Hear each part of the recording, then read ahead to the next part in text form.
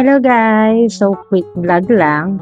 Dumating kasi yung order ko kaya ako nag-unboxing din kasi I'm so excited. Mag 6 months na ang baby ko sa March 17 kaya start na siya ng feeding and kinumpleto ko yung collection ko ng Wonder Woman. Napaka-cute. So, ito kasi suction bowl is nabili ko sa sale sa isang baby fair sa Robinsons, Manila. Suction bowl siya. Meron naman siyang kasamang sakon. Tapos, ito yung kasama niya. Sippy cup. Meron pa siyang isang sippy cup doon, pero hindi siya Wonder Woman. Yung Ruby. Pero ito yung isang set. Then, ito, yung float feeder. Yan. Tapos meron siyang kasamang bead na may pangsalo ng food. Tapos, ito yung bagong dating, yung plate, yung bowl, and yung kanyang open cup. Tsaka, itong spoon and fork.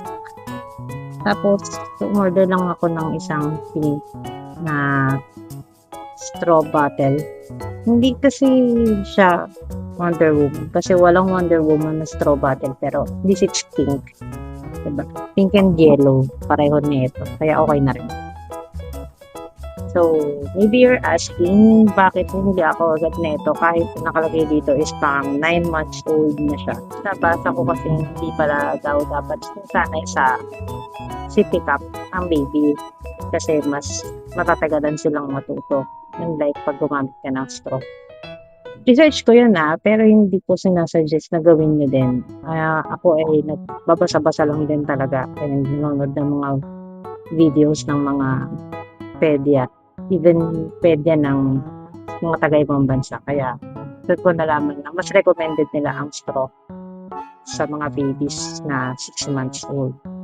Para mas mabilis daw silang nauna ko na kasi itong bilhin. Buntis pa lang ako nung binili ko itong set. Kaya, meron net.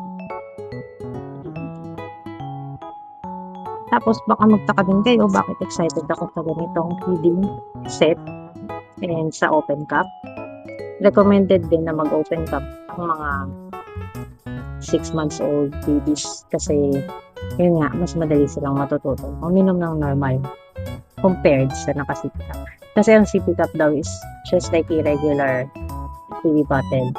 Nasip-sipin pa rin. Though yung binili kong sippy cup ay hindi siya sip-sipin. Kasi hard siya. Ayan, pwede siyang wala siyang chupon na rubberized na kailangan ko pang sip-sipin para lumabas yung water. Baka nagtataka rin kayo kung bakit advanced to.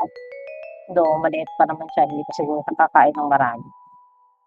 Wala lang, hindi ko alam kung gusto kong mag-BLW soon.